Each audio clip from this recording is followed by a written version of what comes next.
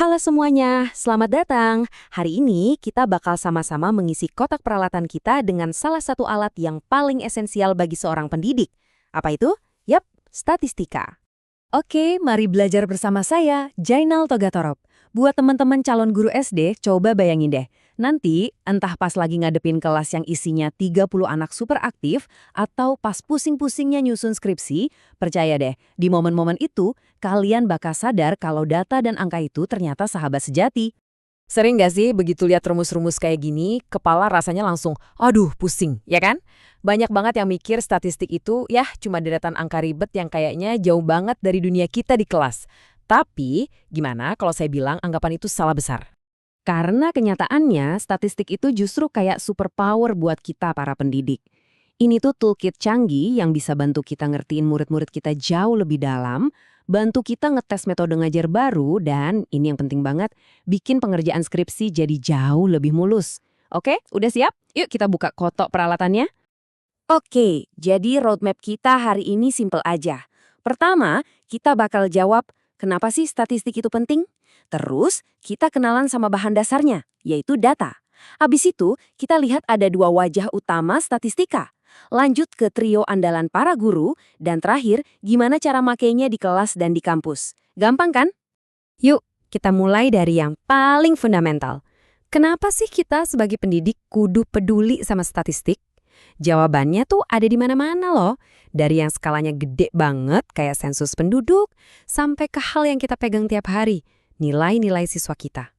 Jadi, kalau kita intip definisinya di Kamus Besar Bahasa Indonesia, statistika itu sebenarnya sebuah proses. Ini penting ya, jadi bukan cuma tentang angkanya, tapi tentang alur kerjanya. Mulai dari ngumpulin data, ngolah, sampai akhirnya nemuin harta karun atau makna di baliknya. Anggap aja kita ini detektif yang mengubah lautan angka jadi sebuah cerita yang bisa dipahami.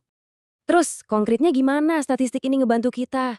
Coba deh bayangin, dengan statistik, kita bisa loh melacak kemajuan tiap siswa. Jadi kita tahu, oh si A butuh bantuan ekstra di sini. Kita juga bisa ngecek, metode ngajar baru ini beneran efektif nggak ya? Dan tentu aja, buat skripsi ini adalah tulang punggungnya. Intinya, statistik itu bikin kita bisa ngambil keputusan yang lebih pinter dan pas presentasi data jadi lebih meyakinkan. Oke, sebelum kita pakai alat-alatnya, kita harus kenal dulu sama bahan bakunya. Dan dalam dunia statistik, bahan baku utamanya itu cuma satu, data.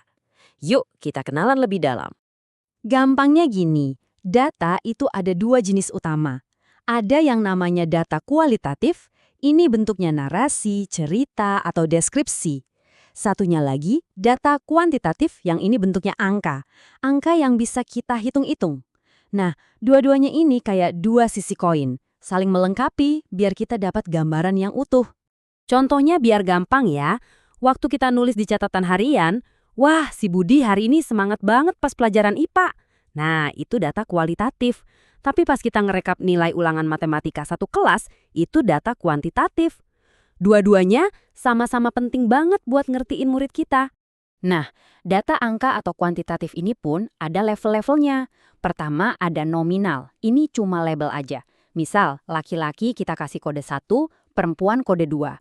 Angkanya cuma buat bedain, nggak ada artinya 2 lebih tinggi dari 1. Naik satu tingkat ada ordinal, ini udah punya urutan. Contohnya peringkat kelas, juara 1, 2, 3. Jelas kan ada tingkatannya. Terus ada interval. Ini udah ada jarak yang sama, contoh paling gampang itu nilai ujian. Penting nih, nilai 0 di sini bukan berarti pengetahuannya 0 mutlak, ya kan? Nah, yang paling tinggi levelnya itu rasio. Ini baru punya nilai 0 mutlak. Contohnya jumlah siswa yang hadir. Kalau 0, ya berarti beneran gak ada siapa-siapa di kelas, kosong. Oke, bahannya udah kita kenal. Sekarang, saatnya kita lihat dua alat utama di toolkit kita. Bisa dibilang, statistika itu punya dua wajah atau dua fungsi utama.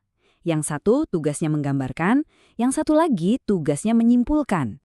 Yang pertama, statistika deskriptif. Sesuai namanya, tugas dia itu mendeskripsikan atau ngegambarin data yang kita punya. Titik. Misalnya, nyari nilai rata-rata kelas kita. Udah selesai di situ. Nah, beda sama saudaranya, statistika inferensial. Dia ini lebih ambisius. Dia ngambil data dari kelas kita, yang disebut sampel, terus dia coba bikin kesimpulan buat kelompok yang lebih besar, misalnya buat semua siswa di sekolah itu, yang disebut populasi. Jadi, deskriptif itu fokus ke apa yang ada di depan mata, sementara inferensial itu coba mendebak gambaran besar dari potongan kecil. Nah, sekarang kita masuk ke bagian yang paling praktis, yang bakal jadi roti dan selai kita sehari-hari sebagai guru. Kenalan yuk sama trio andalan statistik, mean, median, dan modus. Pertama, ada min. Ini nama kerennya dari, nilai rata-rata. Udah paling umum lah ya. Ini alat andalan buat ngeliat performa kelas secara umum. Cara ngitungnya? Gampang banget. Jumlahin semua nilai, terus bagi sama jumlah siswanya. Kedua, kita punya median atau nilai tengah. Nah, ini jagoannya. Kenapa? Karena dia nggak gampang tertipu sama nilai yang aneh-aneh atau nilai ekstrim. Bayangin, satu kelas nilainya kebanyakan 70-an, ada satu anak jenius dapat 100. Kalau pakai rata-rata, nilainya pasti bakal ketarik ke atas. Tapi kalau pakai median, kita bakal dapat gambaran yang lebih jujur. Di mana sih sebenarnya posisi siswa yang pas di tengah-tengah? Dan yang ketiga dari trio ini adalah modus. Ini paling simpel, nilai yang paling sering muncul. Kapan kita pakainya? Misalnya, kita pengen tahu nilai berapa sih yang paling banyak didapat anak-anak? Atau di soal nomor berapa sih yang paling banyak salah jawabnya? Nah, moduslah jawabannya. Oke, quick tip nih buat nyari median. Kuncinya cuma satu dan ini wajib. Urutkan dulu datanya dari yang paling kecil sampai paling besar. Wajib ya. Kalau jumlah datanya ganjil, enak, tinggal comot aja angka yang pas di tengah. Kalau datanya genap, ambil 2 angka yang di tengah, tambahin, terus bagi 2. Simple, tapi ini skill dasar yang kepake banget. Sip, toolkit kita udah keisi nih sama alat-alat dasar. Pertanyaannya sekarang, gimana cara pakainya? Nah, yuk kita lihat gimana semua ini bisa kita terapin, baik nanti di kelas pas udah ngajar, atau bahkan sekarang juga di kampus. Nah, di kelas nanti, gimana caranya biar statistik nggak ngebosenin buat anak-anak SD? Gampang! Kita bisa kreatif pakai alat peraga, contohnya kayak papan statistika atau pantik ini. Konsep min, median, modus yang tadinya abstrak di kepala, tiba-tiba bisa jadi permainan yang mereka bisa pegang, geser-geser, dan coba sendiri. Nah, ini baru namanya statistik yang hidup di kelas. Sekarang kita balik ke dunia kampus. Buat yang lagi ngerjain skripsi, dengerin baik-baik. Statistik itu adalah bahasa yang dipakai di dunia penelitian. Ini cara kita nyulap tumpukan data mentah yang bikin pusing jadi sebuah cerita yang bermakna.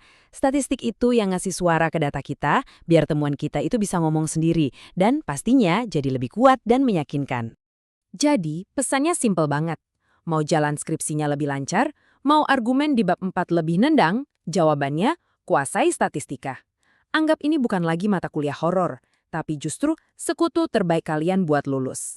Oke, sebagai penutup, saya punya satu pertanyaan buat kalian. Coba deh lihat sekeliling kalian sekarang juga. Data apa yang ada di dekat kalian? Mungkin daftar nilai UTS kemarin, atau durasi kalian main sosmed tiap hari? Apapun itu, coba lihat, dan mulailah ceritakan data itu pakai statistik. Kenapa? Karena sekarang toolkitnya udah ada di tangan kalian.